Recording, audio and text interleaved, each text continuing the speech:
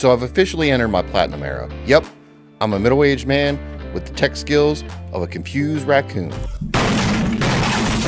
So if you want to see me evolve from boomer with a capture card to a semi-competent YouTube wizard, smash that like button and subscribe, or else I'll date your mom. Nope, not as a threat, just statistically likely. We probably went to high school together. This is now my 3rd platinum on the channel, and my first 2 bombed harder than a dad joke on a Gen Z party.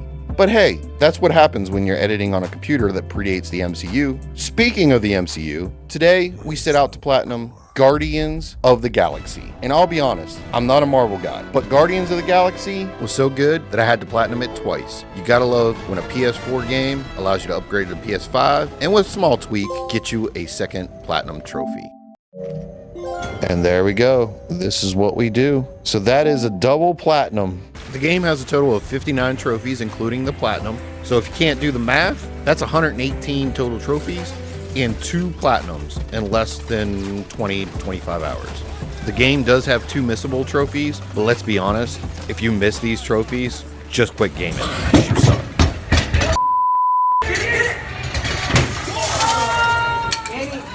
No more setup. Let's get into the game. We start off as a young Peter Quill reminisces about his mother and the origins of his love for music and adventure. The flashback sets up themes of loss, memory, and identity that you experience throughout the main story. Flash forward to Peter admiring himself as the Guardians infiltrate the quarantine zone. And after landing and admiring the beauty of this game, Rocket challenges us to our first missable trophy. Gross. Nice bladder. Hey, 50 units says I can clear more of these suckers than you. As if. We get introduced to the combat, and shortly afterwards, pop our first trophy. Oh, self-improvement. Okay, purchase your first Star-Lord ability. Remember that missable trophy that Rocket placed a bet against us? Well, I finally whoop his ass. Ooh, eat it, rodent. Win the bet against Rocket. We then get introduced to another gameplay mechanic called the huddle. At first, it sounds like a cool concept. You pull in your team, you pump them up. If you get the correct answer, your entire team gets a boost. If you get it wrong, they get down, but you still get a boost. I'll be honest, outside this tutorial, I completely forgot it existed, and I don't think I used it but once or twice the rest of the game.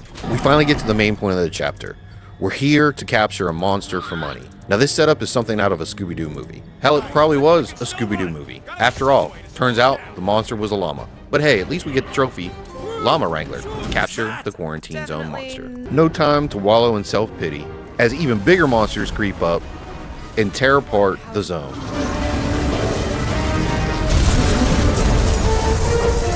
Watch it! Whole place is crapping out. We gotta get out of here, now! I navigate our way out of the zone with relative ease. Oh, what? What was that? See, like, right there. Why? What do you want me to do right there? See, what? It just, why is it rolling? I am not controlling it there. Risky business. Complete chapter 1. Okay. So it turns out it's not okay, because we are now under arrest by Knowhere. But it does lead to a pretty funny Gardeners of the Galaxy? No! Rocket! So I let Groot fill out the paperwork. I fixed it with an addendum. Not the most well-known heroes you could hire, but definitely in the top 5 of most awesome names. Contributing members. Groot, a Flora Colossus, last of his kind, fearless in a firefight, an awesome best friend. Rocket, bona fide super genius and a wizard with explosives. Definitely not a raccoon. Gamora, adopted daughter of Thanos, deadliest woman in the galaxy. Need we say more? Drax the Destroyer, convicted serial murderer and galactic war hero, often grumpy. Last and definitely least, Peter Jason Quill. That's it? That's all you wrote? It was a character limitation. Anyway, we meet this little girl, Nikki, who is the daughter of the mom that we want to meet. As she's leading us, hey, I wonder who that is. The ship explodes in chaos, and that little girl, Nikki, guiding us to her mother, is hurled overboard like a rag doll in a hurricane. Our instincts kick in immediately. We dive after her without a second thought. After rescuing her, we now have to claw our way back through the wreckage, dodging fire and twisted metal, eventually catching back up with her mother. During the conversation, we learn Nikki's age. Are you seriously lying for a 12-year-old right now? 12? Oh wow, I thought she was at least 16. Peter! What? At this point in time, something clicks. We start thinking Nikki might be our daughter. She's even the same age as the last time we had a memorable night with her mom. But there's no time for paternity math. Carell, she slaps $8,000 in fines for our heroic shenanigans. Oh yeah, that also ties into a potential missable trophy. More on that later. Since we have no money, we need to find a way to come up with 8,000 credits. The team comes up with a plan. We're going to sell a monster to Lady Hellbender. And this closes out Chapter 2, getting us a trophy. They put bombs on my... Now Peter, he decides to land miles away from Lady Hellbender's place. The only reason has to be gameplay purposes. But it's cool, because along the way, we rack up some laughs and some trophies. What do you do not have time to dawdle in this jungle? I shall hurl the creature over the chasm so he may activate the brain. I may activate a hole through your face! We're not throwing rocket. Very well. You sons of flarking dogs! How did I miss? Somebody want to tell me how I missed? Oh, hello. Ding ding, found two. Pick up, what is it? Revive a fallen team member. Didn't I just do that with all 3 of them?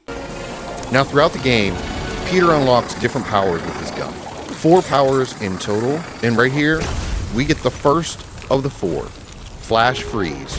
Acquire the ice element for Star-Lord's guns. Oh, okay. Stagger 25 enemies. Let's get back to the story. I know I told you earlier the team decided to sell a monster to Lady Hellbender in order to make our 8,000 credits.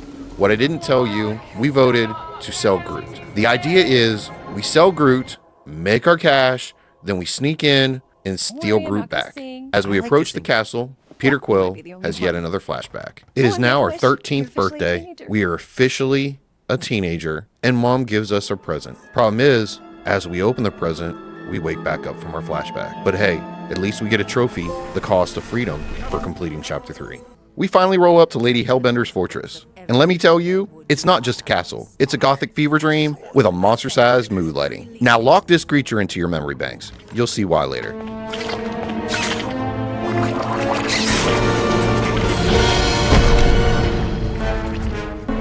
It's time to sell Groot. Yeah, you heard me. But plot twist, Lady Hellbender has a thirst radar locked straight on Drax. Turns out she's got a thing for brooding muscle mountains. So we pivot. Drax becomes our silver-tongued negotiator, and shockingly, the guy's got game. Flatter her or something. You got this. Guess for the best. Your negotiation skills are terrible. He charms her, we get paid, and everything is looking suspiciously smooth. With credits in hand, it's time to rescue Groot. The plan, it's humming along way too well. The vibes are a little off, Groot's acting a little weird, guards are non-existent, and then boom, trap sprung. Lady Hellbender flips a switch and unleashes one of her pet nightmares all on her ass.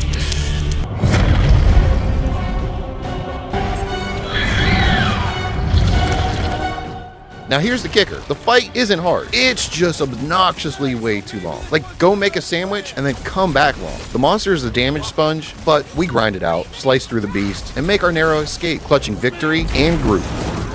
Come on, we got this. Oh, that's it. That's it. Come on. Oh, we got you. Quick death of a dwell. What? Okay.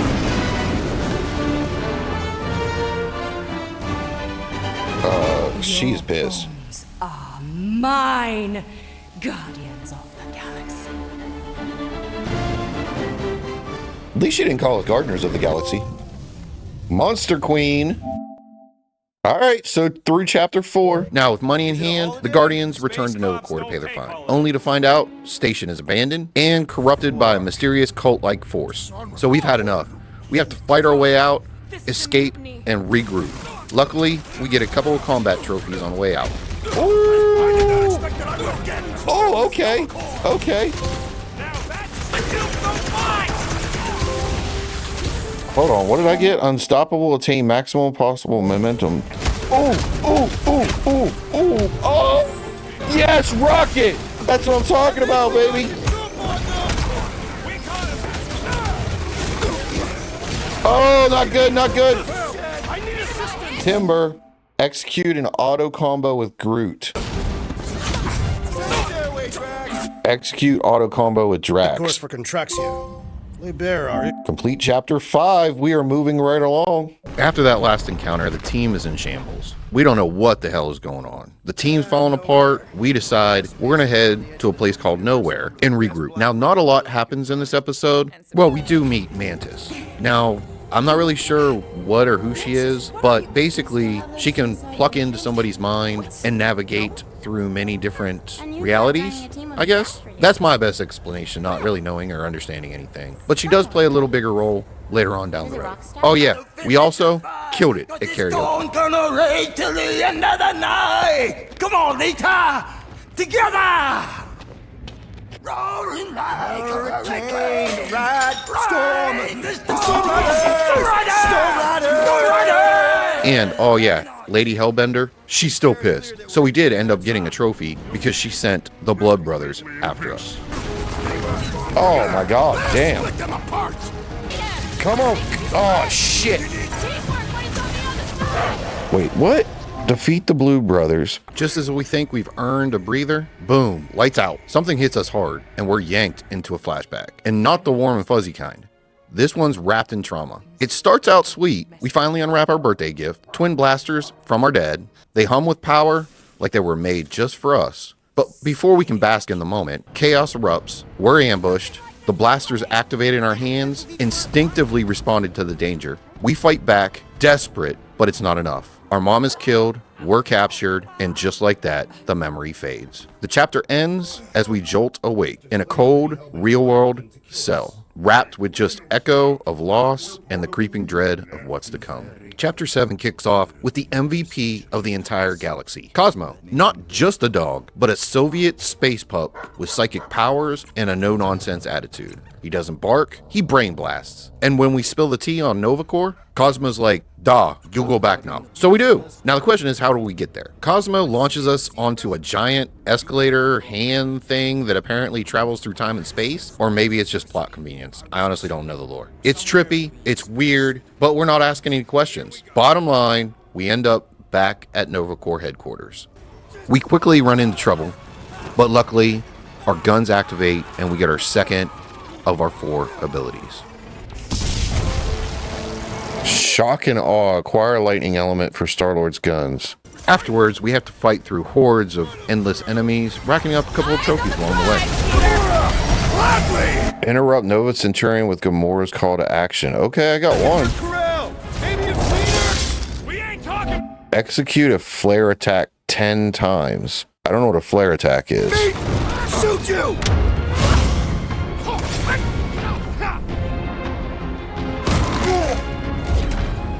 Now, remember that shady guy from chapter 2 that I warned you about? Yeah, the one I told you to keep an eye on? Guess what? He's back. And surprise, he's running a full-blown space cult called the Church of Truth. He's got robes, followers, and a matriarch who wants to meet us. Why? Because he claims she knows what happened to Karel and Nikki. So we play along, marching towards the mysterious matriarch. And just before things get really weird, we pop the trophy, Canine Confusion. Chapter 7 complete. We finally meet the matriarch, and plot twist, it's Nikki. Again, the same Nikki we think might be her daughter. She's got that I'm possessed but still emotionally manipulative vibe going strong, and turns out she's being puppeted by a crystal with serious influencer energy. It rewrites reality. It erases trauma, rewinds pain, and drops everyone into a blissful trance where nothing bad ever happened to them. And then Nikki hits us with a demo. We flash back with our mom, but guess what? This time we save her. It's warm, it's perfect. The game even gives us the option to stay.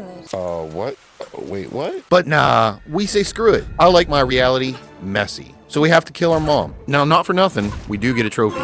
This allows us to escape the dream, except we wake up in yet another dream. This time, we're in Nikki's dream, and she's throwing a birthday party for her mom. Now we're stuck watching her bake a cake, like a hostage situation. Thankfully, her mom shows up. She explains why Nikki is in this situation because apparently her mom died. But she helps force us out of the dream and back to reality. Now, after all that emotional whiplash, you'd think the game would give us a slight breather. Nope. You remember how I said hard mode doesn't make the game harder? It just makes fights last ridiculously long. The background you're seeing is what a 10-minute fight looks like, supercharged and compressed. Now, the rest of this chapter, it's just us clawing our way through Endless combat, no breaks, no mercy, just pure, unfiltered escape mode. But we do get a couple of trophies along the way. Dynamic team. Invest in at least one special ability for Knowhere, Rocket, and Drac. Come on.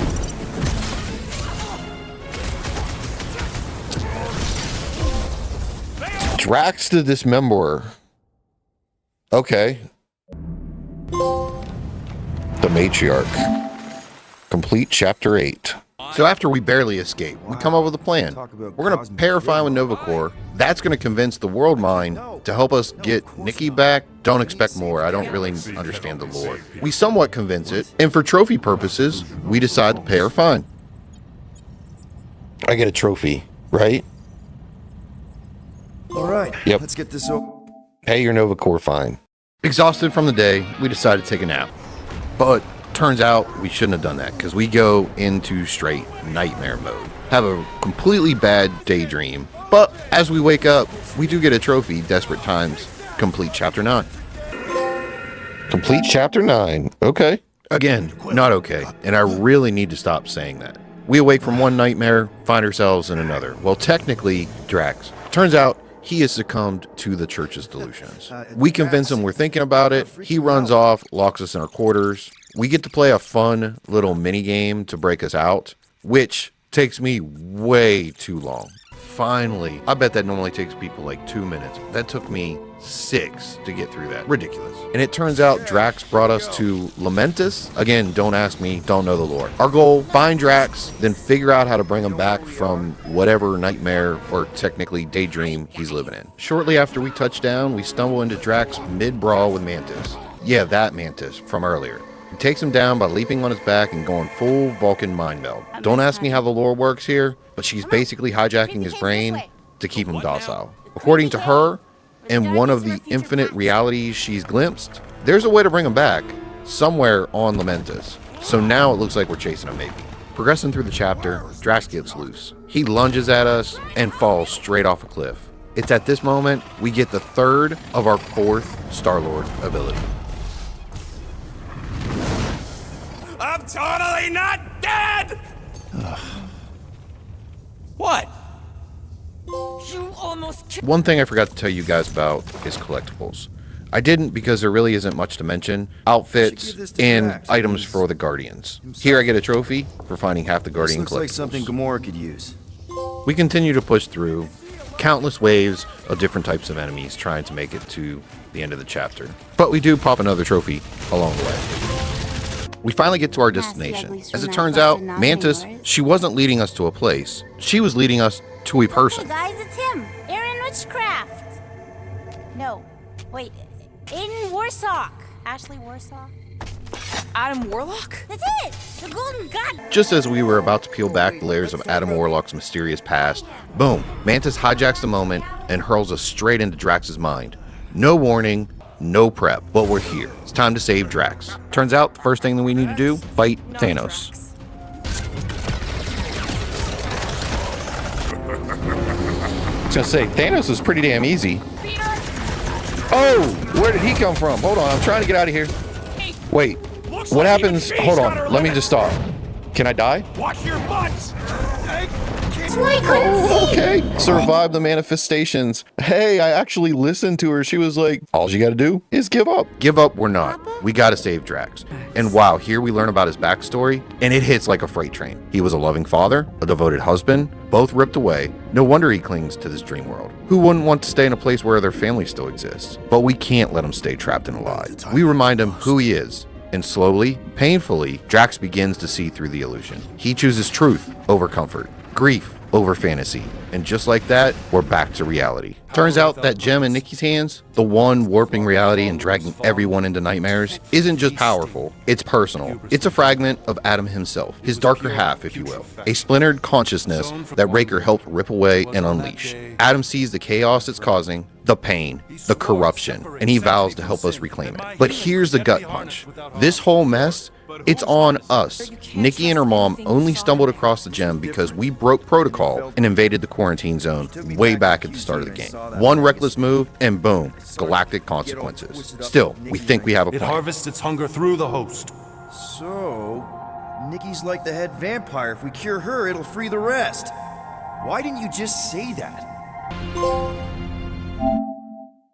Remember those Guardian collectibles I mentioned earlier? Turns out they're not just shiny junk for your shelf. If you actually check them out on the ship, they trigger side conversations, deep dives into each character's backstory, motivations, and emotional baggage. It's like unlocking a hidden lore with a touch of space drama. Case in point, I chat with Drax about one of his items, and boom, trophy unlocked. Lore Hoarder, 65% of all collectibles snagged. We head back to Knowhere to regroup with Cosmo. But surprise, surprise, space station's already under siege. The church's corruption is spreading fast, infecting everything it touches. It's not just a visual overhaul, it's a full-blown nightmare. Luckily, Drax pulls off the ultimate bluff. He convinces the guard we're new recruits to the church, and somehow they buy it. We land without a fight, but that peace doesn't last long. The moment our boots hit the deck, it's go time. We battle through waves of corrupted enemies, pushing deeper into the station because remember, we gotta free Cosmo and the station. But at least we pop a couple more trophies along the way. Get him, Rocket! That a boy! I didn't understand, like, this better finish him off. Okay. Defeat 10 enemies by Drax Wrath of Koth ability. Oh man, Rocket's talked about the... Find all Guardian collectibles for one Guardian. I am rocking the shit out of this, guys. Buddy, are you,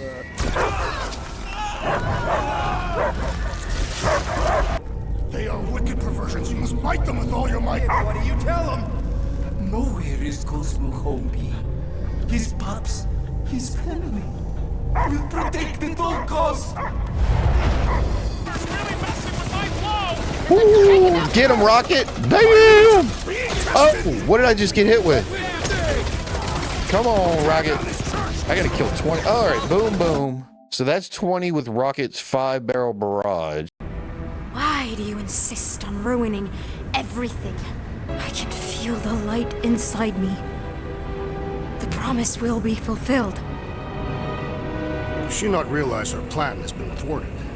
If you think you can handle... I'll handle whatever it takes. Nick. Damn it! They ain't getting far. I got a tracker on Golden Boy's butt. You what? Yeah, I tagged him back on the bridge in case he ditched us again. We just gotta get back to the Milano. Nowhere Run. Complete chapter 12. Now, distraught after seeing what the church just did and not being able to save Nikki, we decide we need allies. And who has the most monsters that could really turn the tide? Guardians of the Galaxy! Yeah, she's still pissed. So we gotta think of a way to get back in her good graces. To battle the legendary Fin Fang Foom! Next stop, the frozen wastelands of Fin Fang Foom's planet. Think Antarctica, but with less penguins and more existential dread. The cold bites hard, the terrain's brutal, and the stakes sky high. But it's not all snow and suffering, because along the way, we snag the final major upgrade for Star-Lord. And we also get another couple of trophies before meeting up with Fin Fang Foom. Now, unfortunately, my footage crashed, and I lost out on 3 trophies, but I was able to pull them off the PlayStation Network. Let's see those things in action. Watch some of these sparkers when we crash! Too bad we... Stop! It's finally time to tame Fin Fang Foom, or so we thought. Now remember how I said hard difficulty wasn't actually hard, just a time-sucking damage spike. Yeah, I hit my limit. No trophies tied to difficulty, so I flipped it to normal in the last chapter. And guess what? Even on normal, this fight dragged out for 13 minutes. I can't even imagine how long it would have took on hard. But we flail the dragon and get the trophy. Foom's Doom. Defeat Fin Fang Foom. But here's the twist. Turns out we don't tame the dragon. We accidentally kill it, right as Lady Hellbender shows up. And she's not amused. She wanted the majestic beast alive. Cue in the casual miracle. Groot steps up, resurrects Fin Fang Foom. Yeah, apparently Groot can bring things back from the dead. No big deal, just another Tuesday for a tree. Lady Hellbender is stunned. Awe turns to admiration, and she agrees to join the fight. And we get 2 more trophies. Fully loaded, invest in all special abilities, and against all odds for completing chapter 13. Now that we have Lady Hellbender on our side, it is time to take down the church. We need to save Nikki. After all, we still believe she's our daughter. Now this chapter is one big, long battle, which is great for gameplay purposes and for trophy hunting. God. My trigger finger has got numb from all the murderers. Yes! Set him up! God, I don't know why that just made me so excited. Oh my god, that thing is so freaking annoying. Oh no, I want Groot. Herbal Remedy. Revive or heal 10 enemies with Groot's gift. Damn, really? I feel like that's the first time I used it. Attitude. Thank you, Jesus. Thank you, Jesus. Guardians, breach my bindings. Even now, Raker readies his restoration ritual. Rocket, can you bust him out? If I gotta. Let me guess. Raker's power proved more pernicious than predicted? There is little point pondering possibilities past, daughter of Thanos. Soon feverous faith will flood Raker's fledgling and feed the fiend within. Not gonna happen. Yep, turns out Adam, not that tough of a god. He's trapped. We have to free him from his chains. Once we do, it is finally time to save Nikki. But Raker has other plans. He traps us. Rejoice! You made it just in time for the miracle.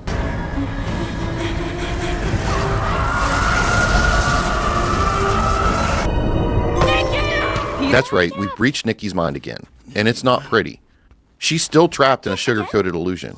Throwing a birthday bash for her mom. Balloons, cake, fake smiles. We've always known something's off about this. As we prep for the party and finally meet with Carell, the truth hits harder than a Nova Blaster. Carell isn't her mother, and we're not her father. Carell reveals Nikki is just a war orphan, adopted, but never told. This entire illusion is built on lies, and we're the wrecking crew. So we do what we do best, shatter the fantasy, crush dreams, and drag her kicking and screaming back to reality.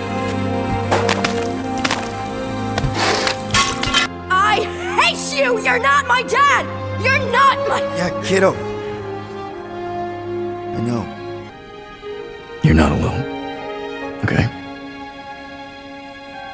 Thank you. But there is something I do have to do alone.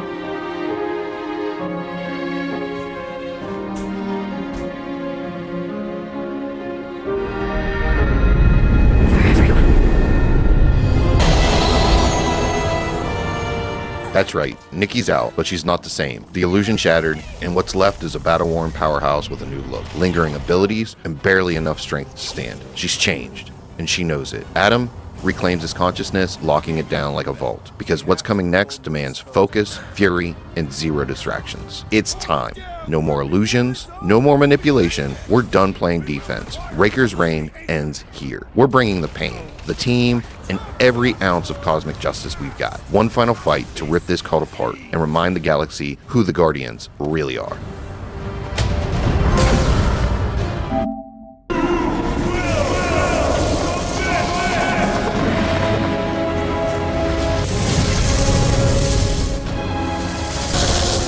Galaxy saved, Raker wrecked, Nikki rescued. Cue the Guardians post-victory Rockstar tour. Minus the actual rock, because licensed music is all throughout this game. Still, imagine it, slow-mo struts, confetti cannons, and Star-Lord absolutely vibing to music we can't legally play.